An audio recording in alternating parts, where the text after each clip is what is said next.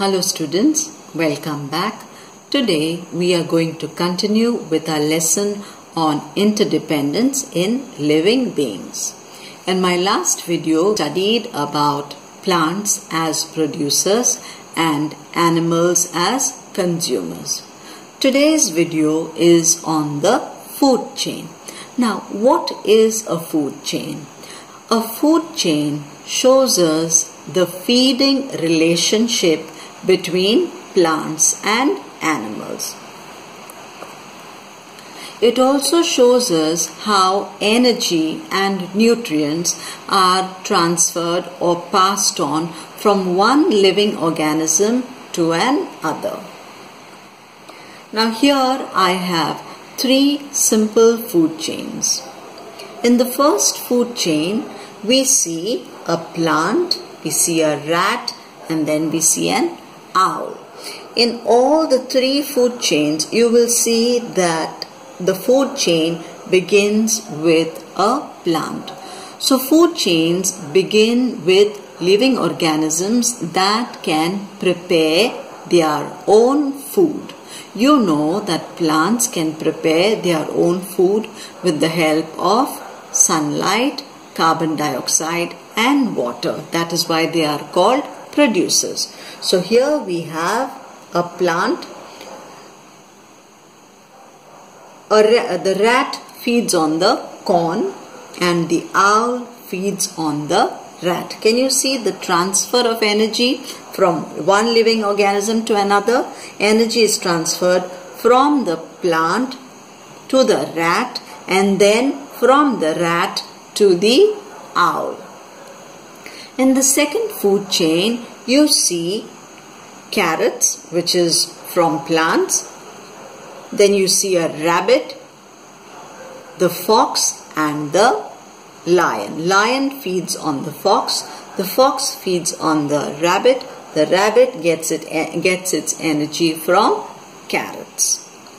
The last one here, grass, grasshopper, frog, python and the eagle. So, the grasshopper feeds on grass, the frog feeds on the grasshopper, the python feeds on the frog and the eagle feeds on the python. Did you see the transfer of energy from one living organism to another? That is what a food chain shows us. Next, we go to the components of the food chain. The food chain has three components. The producers, that is the plants, the consumers, the animals that are directly or indirectly dependent on plants, and the decomposers, which consist of bacteria, fungi, worms, insects. Now, take a look at this food chain that has all the three components. We have the plant, that is the producer. We have the herbivore. Here we have the rat. We have the snake and the eagle. These are the consumers. The consumers are directly or indirectly dependent on the plants. So there is an insect here that feeds on the plant.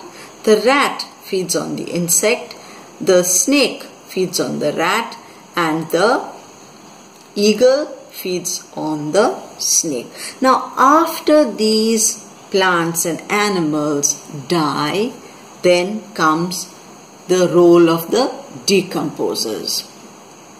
Now, the decomposers, what they do is they break down the the soft tissues in the dead bodies of plants and animals and return the nutrients back to the soil so that the nutrients can be used by the producers, that is the plants. Now take a look here at the decomposers. What do the decomposers? Now so you have not studied about decomposers.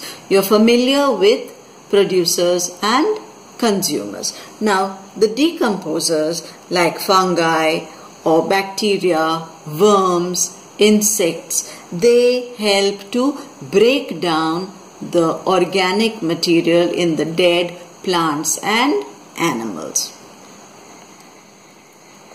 Next we go to, I have a picture of decomposers here. You have earthworms, you have mushroom. Have you seen mushrooms growing on dead trees, on the trunk of a dead plant? Then you have insects and bacteria. Now scavengers. Scavengers are also very important to the environment or to the ecosystem. Now what do? They help. First of all, scavengers are animals that feed on the dead bodies of animals. They help to clean the environment. Now examples of scavengers are the jackal, the hyena, you have the crow, the coyote and the vulture. These animals feed on the carcasses, on the dead bodies of other animals. So decomposers and scavengers break down, what do?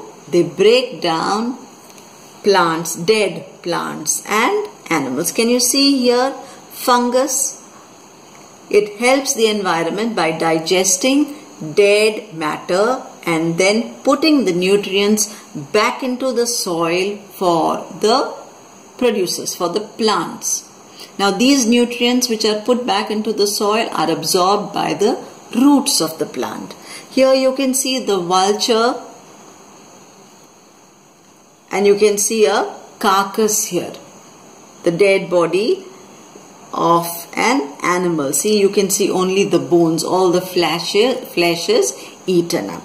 So if we did not have scavengers and decomposers, the plants would not get their essential nutrients and the dead matter and waste would simply pile up. Now here I have another food chain that shows you the producers, the primary consumers. The first consumer is called the primary consumer, then the secondary consumer and the tertiary consumers. So I have grass, I have the grasshopper that feeds on grass, a bird that feeds on the grasshopper, a snake that feeds on the bird and an owl that feeds on the snake. Then I have the decomposers. The decomposers break down organic material in dead plants and animals and return it back to the soil from where it is used by the producers. So, producers, decomposers and consumers and decomposers all work together to keep life growing on earth. So children, today we have studied about the food chain.